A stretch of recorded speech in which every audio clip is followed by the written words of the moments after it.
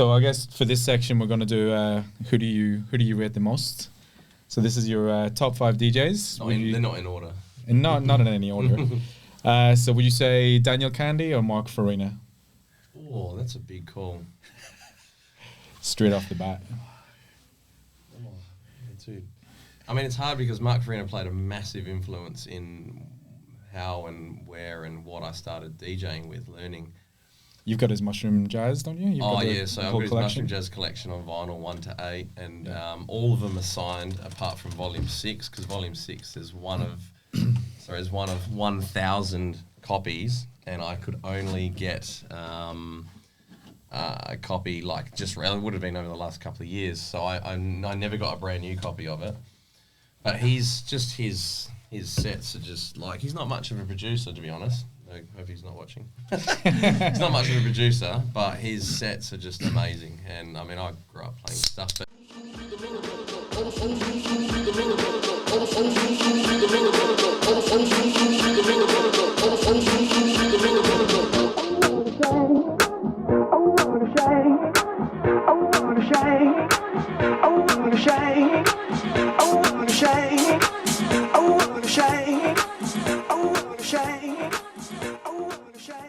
then Daniel Kandi, for me, he to me is the epitome of trance. He's probably the reason I started listening. Well, I listened to trance a lot, but it was his sound that really captivated me, and it was mainly because he doesn't do your typical 8-bar melodies and it's just repeated over and over. His melodies really morph and change throughout the whole set, and Make Me Believe is one of my favourite tracks of his. And even at the last, usually people mix out before the last, last sort of uplifting part is being played, and his melody changes even at that point. So the whole track, just let it play for like 7 minutes solid, and just his melodies are just, I just love it.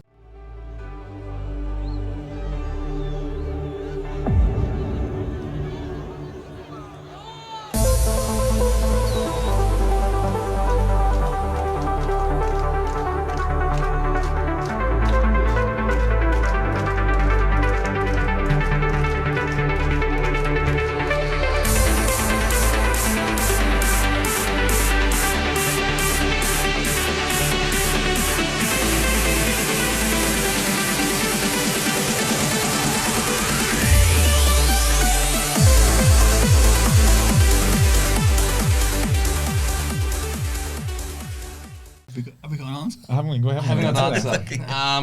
If I was to be stranded on an island and I could take one of them only. Are we still talking music here? where are we going with this? No, actually, I'll take Daniel Kandi. Okay, Daniel Kandi. Yeah. All right. So Daniel Kandi or Juf? Oh.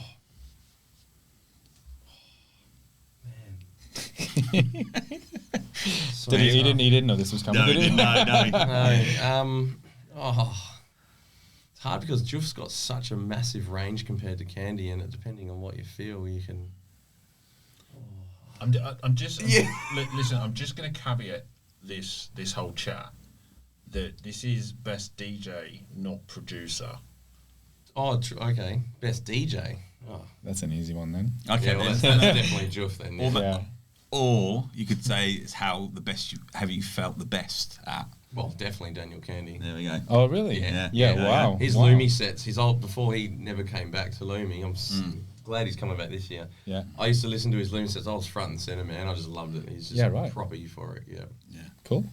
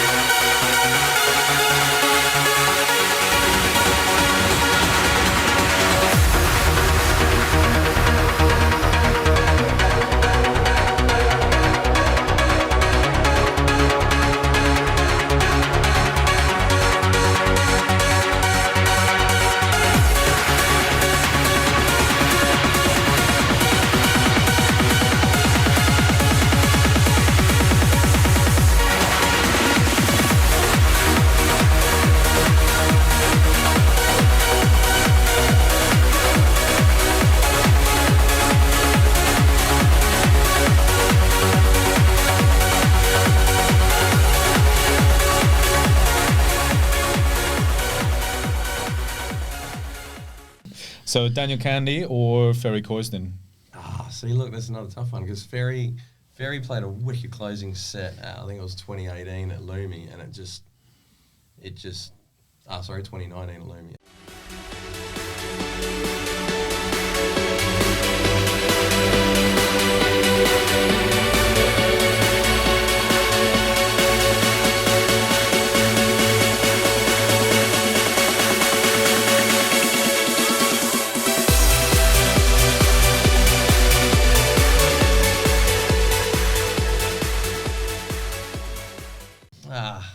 I'm going to have to keep going with Daniel Kandi. Yeah. Gotcha. All right, the last one. Daniel Kandi. Oh, this will be a tough one, actually. Yeah, it is. Daniel Kandi or Thrillseekers? I'm sorry, Daniel, but Thrillseekers is going to take that one because of all the I've got that on vinyl sets that he does. Yeah. There's just pure reminiscence going back and Yeah. that through and So through. Thrillseekers? Yeah, 100%. Nice. Yeah. Locked in. I love it.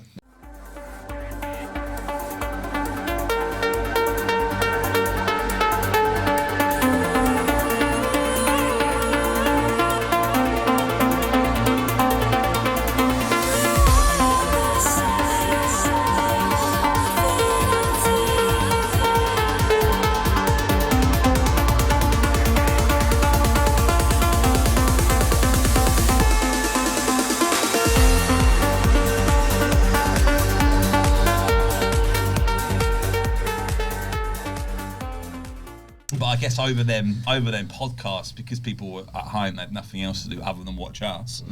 It's sort of got a bit of a following, really, And I think it was during those sort of probably the later podcasts that I just decided to make use of my new iPad Pro with an Apple Pen and just start jotting scribbles down about Yangebeats and what it could actually be.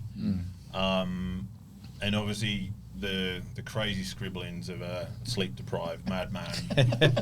So, I'm not saying they influenced where we went, but I think it made us all realise that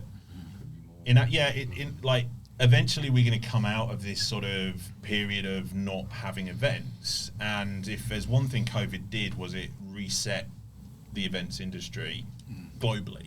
yeah. And we were very keen, I think, to maybe see if we could be first out the door, if not one of the first out the door to throw an event. And I remember some late night phone calls from you, just like, we should do this, and I was like, yeah, but didn't really think it was actually gonna happen. And then I think you were like, we've booked. I remember the story. We booked the sewing rooms for, I think it was the weekend of my birthday, or close to. Yes. Actually, no, it was going to be the Friday night of my. Yeah, the 10th of July, I think. Yeah, of my birthday. So we sort of got the green light, and then another promoter decided to host a trance night at the Retrobite on the same night.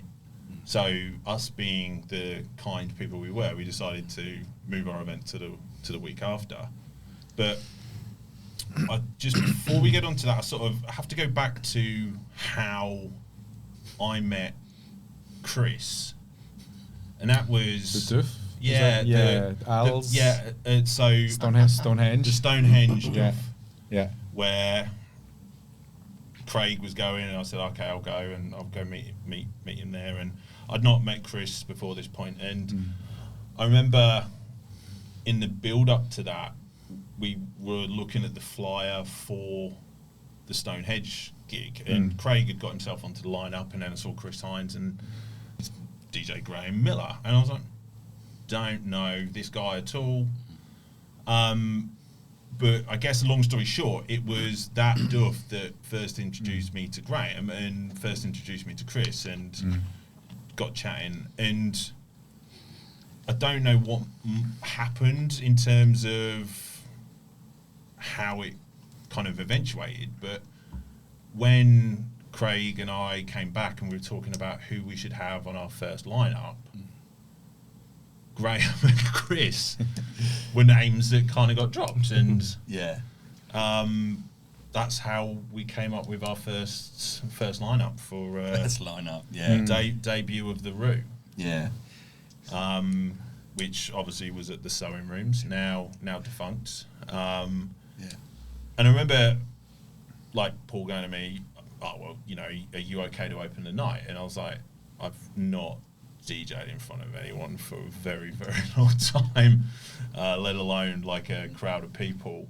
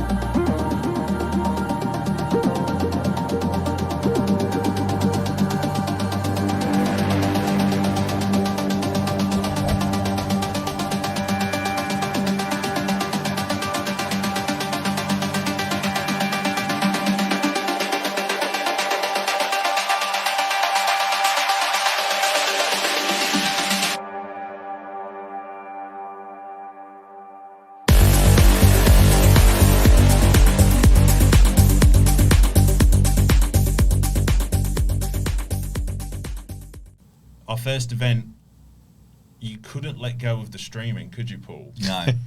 No, but there was a following. Yeah. You know, like, even if it wasn't for everyone, it's for Andy in New Zealand. Shout out to Andy. A lot of effort for you, Andy. Yeah. Going back, before we touch on the streaming stuff though, like coming out of home and doing the streaming from home and then running your first event, what was your expectations? Like, how do you pick up a brand new brand and come to a place in Perth and be like, can you give us your venue for the night? Like, and lockdown ended and I was getting the train to work for the first day, and I was just sat there on the train. It's only a 20-minute ride, and I just thought, do you know what? Like, all the bars and clubs are going to be on their knees. I'm just going to go in and just sell it and just say, look, this is going to be a great night. I've got 4 streamers. Exactly. One of which is in New Zealand. I just pitched it. I just thought, well, look, it's going to be that good that you'll pay us to come back next time. Because I just thought the first event, all your mates come down, you know, and things like that. Yeah. And it worked. That's what happened. It could have went completely the other way, but I thought, like, we'll just invite everyone down there and. You know, and I remember speaking to the guy after the first night. He was like, "Yeah, you guys drink a lot." You know? Sort of thing. And they did. I think they paid us $500 or something to come back next time. So nice. Yeah, because the first one was free. So what venue pays I know brand to come host back? the event there? yeah, exactly. But I remember, obviously, the setup for the first event. We had been given a half-hour window because there was an event on before us. Oh, that's Fuck, right. I forgot about that. That was and it was like and they ended up overrunning. Can you remember what kind of event it was as well? I think it's drum and bass. No, it was hip hop. It was like right, gangster rap. It was like it couldn't have been any different. Yeah. So we had a very short window to lug all the speakers in, get the decks sort of. Well, I'm not sure. I think they're already set up. But just, you know, start setting up your streaming stuff. And that began a trend. Set the precedence for If only it was that quick in the future to set it up. But obviously, if there's one thing that I've become very good at with Yangebeats is opening a night whilst Paul is setting up around me. I think we've all been there. And Except for me, strangely enough. But I remember, like, you know, I don't think they'd even opened the doors yet, and by this point it's about 20 past 10 or something. We were late getting going, and you would just sort of start playing music. So I started playing music. Wish you had the speakers going. Well, yeah. Yeah. And I remember Scully coming in, and he's like, "There's a crowd of about 500 people waiting to get in." And I was like, Unlikely. yeah, but, because there's loads of people. So I was like, okay, cool. And by this point, crowd, people have started coming in, and it's a free event, so anyone was welcome. And people started coming in, and you're in the process of setting up a laser or something. Yeah, it was a laser. Just a cheap little laser, and you dropped the laser, and it landed on the deck that I was playing off, and just knocked it into reverse. I remember just standing there, just like, good DJ adapts, mate. Yeah. Was it the live channel? Yeah, it was. Yeah. Love it. 50-50. So I was like, sorry. yeah, but obviously I got through that set, and I remember a few people coming up to me afterwards like, where have you been hiding? And I was like, well, like At home. nowhere. I was like, COVID. yeah, this is the first time I'm playing out, and it was, for me, it was such a almost liberating experience, because I was like, actually, I can do this in front of people, and and do a fairly decent job. And I remember, I think it was you that was taking over for me. I think so. Yeah, Yeah, you was. went Yeah, second. second. Yeah.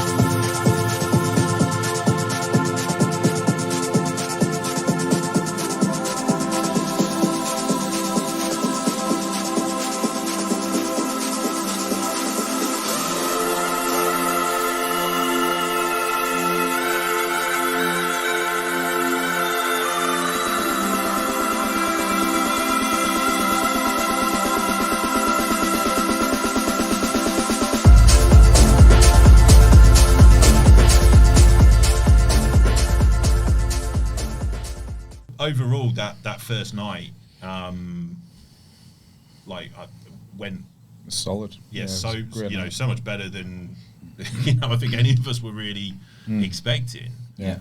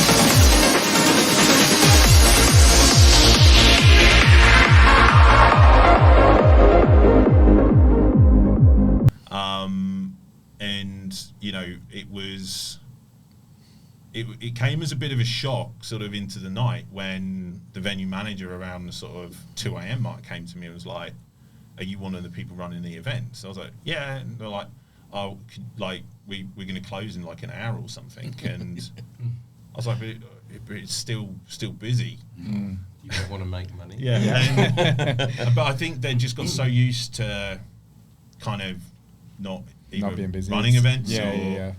And I remember having to come up to you and Craig during your set and just be like, they're going to close in an hour.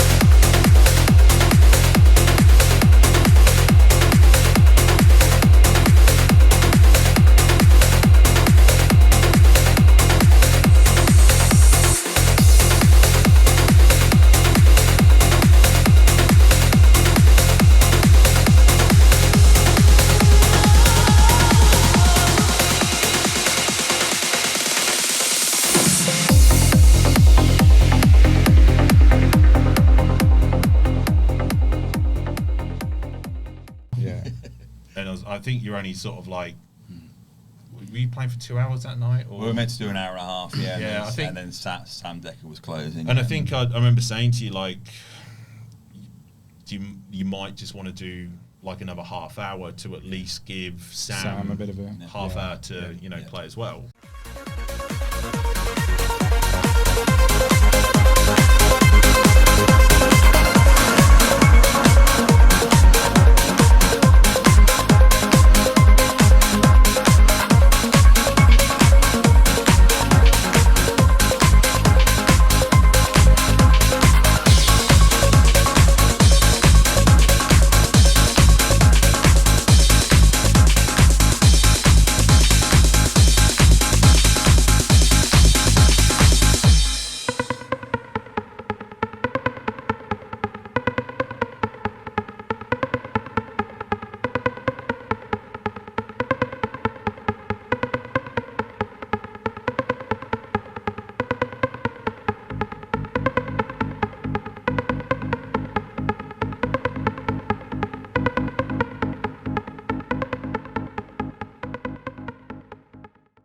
But I mean, look, I don't think that night deterred any of us. It was, it was it's shit. a lesson, really. Yeah. Like, it happens a lot in Perth, really.